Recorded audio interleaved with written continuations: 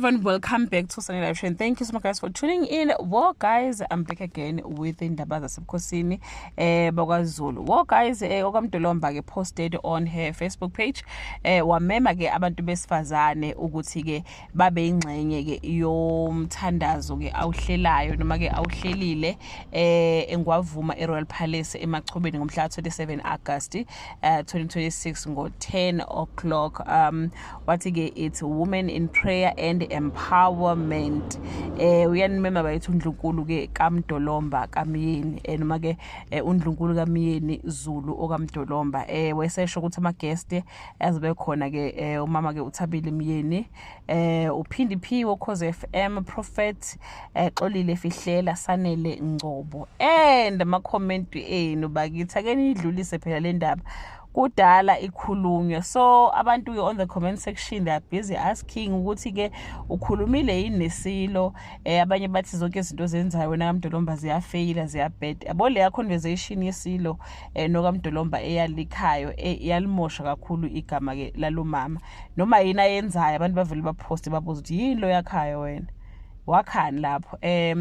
Wasithi komunye ke kanti wayena ebizela izinto ngoba kufanele kube yioffice lesile likhipha isimemezelo, wayena all the time azenzela izinto.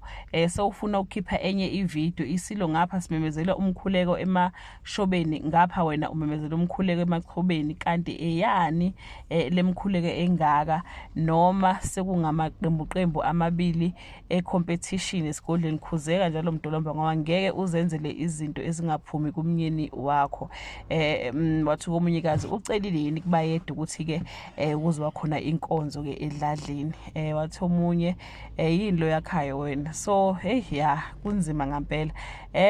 So maningi nje ama comment avelayo la, nabanye babuza ukuthi ke ngoba ungaphathi kwebandla lamaNazaretha inkonzo yakhona izobe inhloboni. Abanye babuza, abanye bazobe bethandaza mthandazo kanjani ngoba abanye babiza uJesu, abanye babuza uShem. Like yo yabona nje kunzima ngempela lapha kuleya post, but ke siyathemba ukuthi ke konke kuzohamba kahle. Umuntu nomuntu phela uzobiza lokho akholwa kukhona.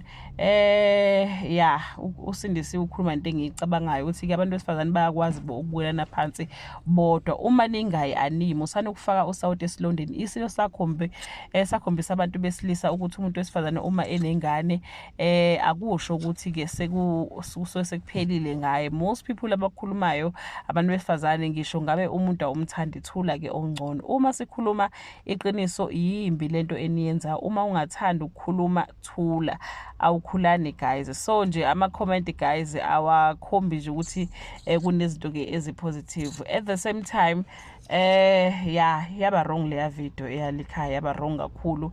Ayibulanga kuphela nje isithunzi sikaBayede kodwa yaphinde yabulala ke naso isithunzi ke sika Mamyeni okamdolomba kakhulu, because noma yabe yini ayenzayo they will always put back that video or the comment ezazikhulunywa ke isilo on the day.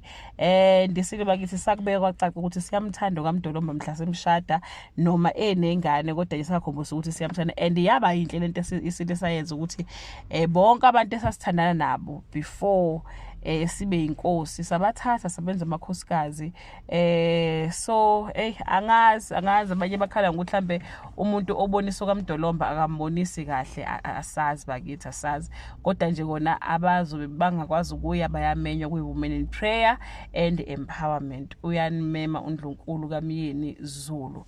So angazi ke guys ukuthi uthini umbono wakho. Ucanga ukuthi mhlambe kueli ukuthi ke usengabiza imkhuleko yabantu besifazane, kueli ukuthi usengakwazi ukukhuluma idlangalaleni after that incident, or ucanga ukuthi akaqhubeka aphila impilo yakhe ngendlela yakhe and avoid izinto ke ezizomtrendisa ku social media njengakho ukuthi kuphinde kulikhe enye video. Asazi kuningi ngempela.